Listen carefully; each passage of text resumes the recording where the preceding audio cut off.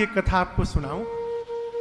काकभुशुंडी जी महाराज का एक नियम है, जब जब राम जी जन्म लेते हैं अयोध्या में, तो काकभुशुंडी जी नीलगिरी से आके अयोध्या रहते हैं। कितने दिन? 5 साल। 5 साल अयोध्या में रह के और रघुनाथ जी की बाल लीलाओं का दर्शन करते हैं काकभुशुंडी जी। एक बार भगवान बाल लीला कर रहे थे, बच्चों भाइयों के साथ खेल रहे थे, काकभुशुंडी जी दूर बैठे थे। तो राम जी पुआ खा रहे थे। पुआ जानते हैं ना, मालपुआ। राम जी मालपुआ खा रहे थे, तो सामने काकभुशुंडी जी बैठे थे। भगवान तो जानते हैं कि काकभुशुंडी है। राम जी ने मालपुआ दिखाया, खाओ। अब भगवान जिसको अपना प्रसाद दे, कौन अभागा नहीं खाने जाएगा हो। काकभुशुंडी जी दौड़ के खाने गए, तब तक भगवान रो दे। भगवान रो दिए तो भाग लिए फिर काकभुशुंडी जी दूर गए तो भगवान पुआ दिखाने लगे, आओ आओ खा लो खा लो। जैसे काकभुशुंडी जी खाने जाए, भगवान रो दे तो काकभुशुंडी जी भाग जाए। ऐसा चला 5-6 बार। अब देखिए भगवान की माया का प्रभाव। जब 5-6 बार ऐसा हो गया ना, तो काकभुशुंडी जी के मन में आया, ही भगवान है। नहीं नहीं, ये भगवान नहीं हो सकते। कहीं भगवान अपने भक्तों के साथ ऐसा खेल खेलते हैं क्या? ये भगवान नहीं है। पकड़ा माया ने काकभुशुंडी जी के मन को। रघुनाथ जी वहीं बैठे बैठे अपना हाथ फैलाए उनको पकड़ने के लिए, और काकभुशुंडी जी भागना प्रारंभ किए। 7 बरन भेद कर 3 लोक 14 भुवन काकभुशुंडी जी भागते रहे। भगवान का हाथ उनके पीछे दौड़ता रहा। और दर्शन करिए, काकभुशुंडी जी के शरीर में और भगवान के हाथ में केवल 2 उंगली का अंतर था मात्र। इतनी दूरी। यहां पर शरीर है और यहां पर भगवान का हाथ है। राम जी वहीं बैठे, उनका हाथ उनको दौड़ाता रहा। काकभुशुंडी जी देखे, मति चकरा गई उनकी। लौट के अयोध्या लौटे। भगवान राम ने अपना मुख खोला और काकभुशुंडी जी भगवान के मुख से भीतर चले गए। भीतर गए, अनेकानेक ब्रह्मांड दिखाई देने लगे, करोड़ों ब्रह्मांड। अब जिस ब्रह्मांड में जहां पृथ्वी है, उस पृथ्वी की अयोध्या में जाते हैं काकभुशुंडी जी, वहां राम जन्म देखने लगे। ऐसे करके काकभुशुंडी जी 100 कल्प भगवान के पेट में रहे। कितना दिन? 100 कल्प। जब जब राम जी का जिस ब्रह्मांड में अवतार होता था, काकभुशुंडी जी जाकर अयोध्या में दर्शन करते थे। 100 कल्प बीतने के बाद भगवान ने मुख खोला, काकभुशुंडी जी बाहर आए। अब दर्शन करिए, भीतर कितना समय रहे। अब बाहर आके जब घड़ी की सुई मिलाए तो 1 दंड 24 मिनट का समय बीता था। अभी भीतर जाकर आने में बाहर 24 मिनट बीता है। अब भगवान के पेट में 100 कल्प बीत गया है। काकभुशुंडी जी की मति चकरा गई, भगवान के चरणों में गिर गए। प्रभु क्षमा करिएगा, मैंने आप पर संशय कर लिया। तो राम जी ने कहा कि क्या चाहिए आपको? काकभुशुंडी जी बोले, प्रभु जो दे दीजिए। भगवान बोले, ज्ञानी हो जाइए, विज्ञानी हो जाइए, समस्त कलाओं के धाम हो जाइए, समस्त गुणों के धाम हो जाइए। भगवान इतना बोल के चुप हो गए। हम आप होते ना, नाचने लगते। भगवान ने ज्ञान विज्ञान गुण कला धाम सब दे दिया, नाचते ना। काकभुशुंडी जी उदास हो गए। क्यों? प्रभु कह देना सकल सुख साही, परंतु भगति आपने देना न कही। भगवान ने सब कुछ दे दिया और अपनी भक्ति नहीं दी। और भक्ति के बिना ये ज्ञान विज्ञान उसी प्रकार है। माई बाप, कल्पना करिए कोई बटर पनीर बनावे, बटर पनीर बनावे, बढ़िया घी में पहले पनीर को फ्राई कर ले, फिर पनीर को निकाल के ठंडे पानी में डाल ले, क्योंकि सॉफ्ट बना रहे वो, और एक्स्ट्रा तेल उसका निकल जाए घी। उसके बाद कढ़ाई में घी लेकर उसमें थोड़ा सा जीरा डाले, और थोड़ा सा अदरक डाले, फिर हल्दी पाउडर डाले, धनिया मसाला डाले, जीरा पाउडर डाले, उसको बढ़िया से फ्राई करे, फिर टमाटर का ग्रेवी बना के उसको भी डाले। आए है, क्या बात है ना, आए खूब बढ़िया ग्रेवी बनावे, पकाए मसाला, फिर ग्रेवी की थिकनेस के हिसाब से पानी डाले, अब पनीर डाल के ऊपर थोड़ी मलाई भी डाल दे, क्रीम सब डाल दे, रंग भी सुंदर होगा ना। कहिए, कई लोग के तो मुंह से पानी आ गया होगा। खूब बढ़िया निकाल कर कटोरी में रखे। क्या डालना भूल गया हो? नमक। आप दर्शन करिए, हल्दी भी पड़ा, जीरा पाउडर भी पड़ा, धनिया पाउडर भी पड़ा, क्रीम भी पड़ा, टमाटर भी पड़ा, पनीर भी पड़ा, लेकिन यदि नमक न पड़े न हो तो वो सब पड़ना बेकार है, उसका कोई अर्थ नहीं है। जिस प्रकार काकभुशुंडी जी कहते हैं, जिस प्रकार लवण बिना बहु व्यंजन जैसे, जिस प्रकार नमक के बिना सब्जी व्यर्थ है, उसी प्रकार भगवान के भक्ति के बिना ये ज्ञान विज्ञान वैराग्य सब व्यर्थ है। भगवान की भक्ति नहीं प्राप्त हुई तो इनका कोई अर्थ नहीं है। इसलिए प्रार्थना करिए, कहीं भी जाइए, कहीं भी जाइए, यदि आप रघुनाथ जी के भक्त हैं तो भगवान रामेश्वरम से कहिएगा, बाबा मेरे राम जी के चरणों में मेरा प्रेम बढ़ता रहे, यही आशीर्वाद हमको दीजिएगा, और कुछ नहीं चाहिए। भक्ति बढ़े जीवन में, भक्ति नहीं है तो सब बेकार है। और ये काकभुशुंडी जी महाराज भक्ति घाट के वक्ता हैं। जब काकभुशुंडी जी का उदास चेहरा राम जी ने देखा तो पूछा, क्या हुआ भुशुंडी जी? बोले, प्रभु आपने सब कुछ दे दिया, अपनी भक्ति नहीं दी हमको। और यहां दर्शन करिए, राम जी अपनी भक्ति स्वयं नहीं देते हैं। राम जी अपनी भक्ति स्वयं नहीं देते। ये राम जी अयोध्या वासियों से कहे हैं, राम जी अयोध्या वासियों से कहते हैं, और एक गुपुत मत सबहि कहूं कर जो।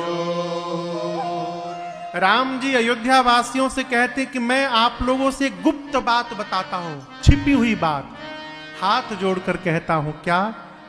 शंकर भजन बिना नर भगति न पावै मोह। ये राम जी कहते हैं कि बिना भगवान शंकर का भजन किए राम जी की भक्ति प्राप्त होने वाली नहीं है। लेकिन आप दर्शन करिए, मानस में कुछ कुछ ऐसे स्थान हैं जहां राम जी ने अपना नियम तोड़ दिया।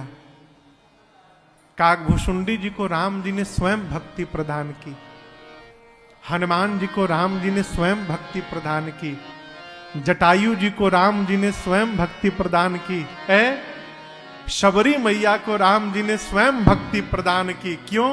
अतिशय प्रीत जहां भगवान दिखाई पड़ता है, प्रबल प्रेम के पाले पड़कर और प्रभु को नियम बदलते देखा, अपना मान टले टल जाए परिजन का मान न टलते देखा। प्रबल प्रेम का जहां दर्शन होता है वहां भगवान स्वयं भक्ति प्रदान करते हैं। अस्तु राम जी ने काकभुशुंडी जी को भक्ति दी अपनी। भगवान शंकर ने राम जी काकभुशुंडी जी को, यही उज्जैन महाकाल मंदिर,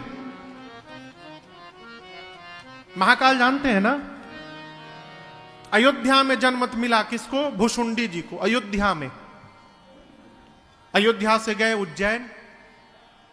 गुरुदेव भगवान वैष्णव थे, काकभुशुंडी जी भगवान शंकर के भक्त थे, शिव भक्त जानकर गुरु जी वैष्णव थे, इनको शैव मंत्र दे दिए।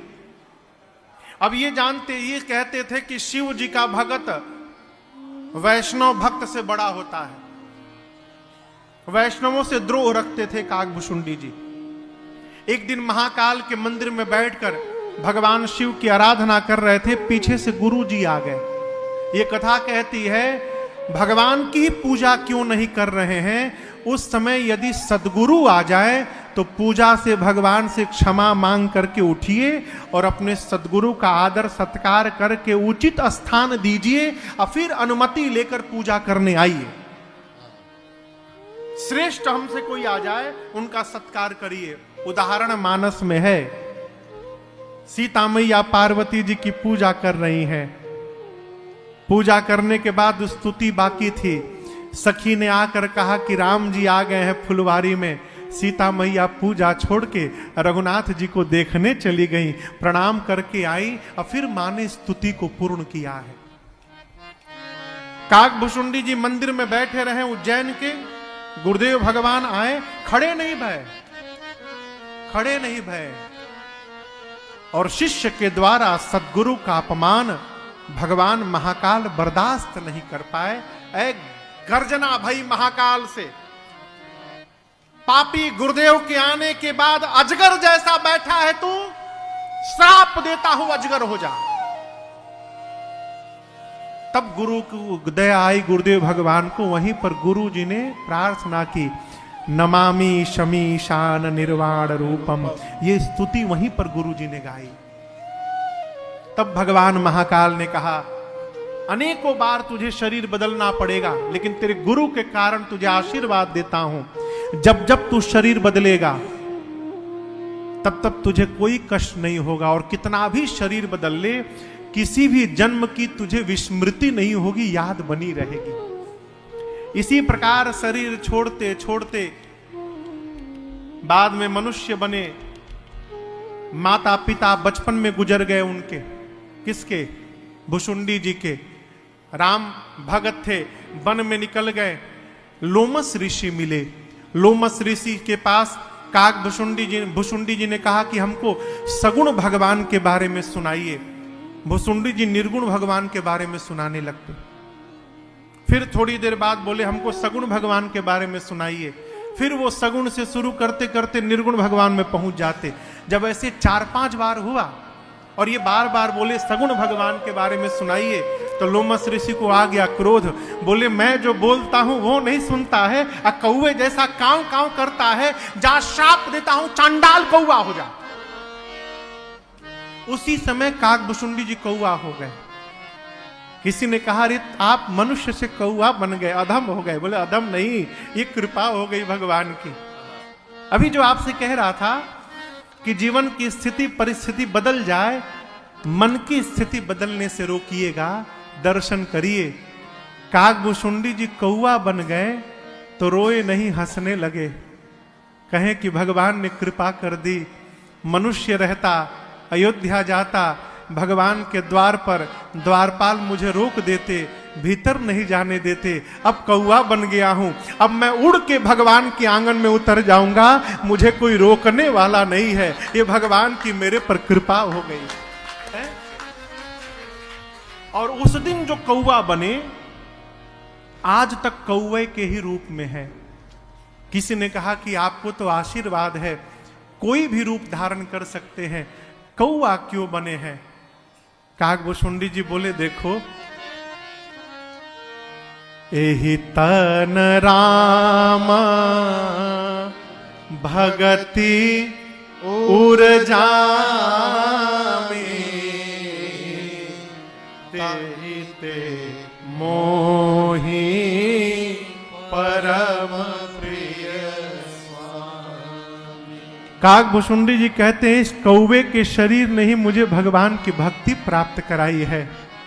इसीलिए मेरे लिए जितना पवित्र शरीर कौवा का है, उतना पवित्र दूसरा कोई शरीर नहीं हो सकता। ये काकभुशुंडी जी महाराज मानस के चौथे घाट के वक्ता हैं। स्थान है नीलगिरी पर्वत, श्रोता हैं गरुण जी महाराज, और इस घाट का नाम है भक्ति घाट। यही श्री रामचरितमानस के 4 घाट हैं। 5वां घाट आज से ये बर्थनी महल बन गया है। जहां पर वक्ता के रूप में ठाकुर जी ने मुझे बिठाया है और श्रोता के रूप में आप लोग बैठे हैं। हम कौन सी कथा सुनाएंगे? तो इन चारों घाटों पर जो वक्ताओं ने कथा गाई है, कली कामद गाई। जिस युग में हम और आप जन्म लिए हैं, कलिकाल में, इस कथा को कामधेनु बताया गोस्वामी जी ने। सुजन सजीवनी मोरे सुहाई। सुजन यानी सज्जनों के लिए सजीवन बूटी है। सज्जनों के लिए क्या है? संजीवनी है। संजीवन बूटी किसके लिए आई थी? लक्ष्मण जी के लिए। क्यों? लक्ष्मण जी मूर्छित हो गए थे। सजीवन बूटी पाने के बाद मूर्छित अवस्था से चेतना अवस्था में आ गए। सज्जनों के लिए भगवान श्री राम की कथा सजीवन बूटी है, अर्थात जो मनुष्य व्यवहार ठीक से नहीं कर पा रहा है, वो अपने परिवार में मूर्छित हो गया है। भगवान राम की कथा उस मूर्छित अवस्था को चैतन्यता प्रदान करती है। अर्थात कथा सुनने के बाद पता चलता है कि एक सज्जन व्यक्ति को समाज में कैसा व्यवहार करना चाहिए, ये सिखाती है। इसलिए ये सजीवन बूटी है। ये किसने कहा? गोस्वामी तुलसीदास जी ने। अब याज्ञवल्क्य ऋषि कहते हैं, भरद्वाज जी, महामोह महिषेश विशाला राम कथा कालिका कराला। 6 विकार हैं: काम, क्रोध, लोभ, मद, मोह और छठे का नाम है मत्सर। मत्सर यानी ईर्ष्या। कई आदमी के बगल में कोई दूसरा आदमी बढ़िया कपड़ा पहन के बैठ जाए, बगल वाला 3 घंटा परेशान। कई लोग तो बैठे बैठे कपड़ा फाड़ भी देते हैं। सामने वाला कीर्तन में मस्त है, अई बगल में भाई साहब बैठ के फाड़ दिए। ये क्या है? ईर्ष्या। हमारे पास नहीं है तो बगल वाले के भी पास में नहीं होना चाहिए। ये विकार है। ठीक है ना? इन 6 विकार में सबसे कोई खतरनाक विकार है तो उस विकार का नाम है मोह। क्या नाम है? और कहते हैं उत्तरकांड में तो कहा गया है कि मोह सकल व्याधि न कर मूला तेहिते पुनि उपजई बहु सूला। इसी मुंह से कई शूल उत्पन्न होते हैं। शूल समझते हैं? शूल का कौन सा कांटा? यही तो बात है। कौन सा कांटा को शूल कहा जाता है? वो कांटा जो पांव में चुभ जाए लेकिन दिखाई ना पड़े। कौन सा कांटा जो पांव में चुभ जाए लेकिन दिखाई ना पड़े, जब जब पांव रखते हैं तब तब पीड़ा दे, उस कांटे का नाम है शूल। इस मोह से व्यवहार में शूल उत्पन्न होता है जो हृदय को बार बार चुभता रहता है, लेकिन कहां से चुभ रहा है ये दिखाई देने वाला नहीं है। ये मोह क्या है? मैंने एक बार अपने पूज्य महाराज श्री से प्रश्न किया, सरकार ये मोह क्या है? तो बोले, बेटा देख, तुम भी परिवार में सबको प्रेम करते हो, पत्नी को, बेटा को, बेटी को, भाई को, बहन को, माई बाप, सबको। हम भी करते हैं, सब करते हैं। लेकिन जो ज्ञान के साथ प्रेम करते हैं वो प्रेम है, और जो अज्ञान के साथ प्रेम कर रहे हैं वही मोह है।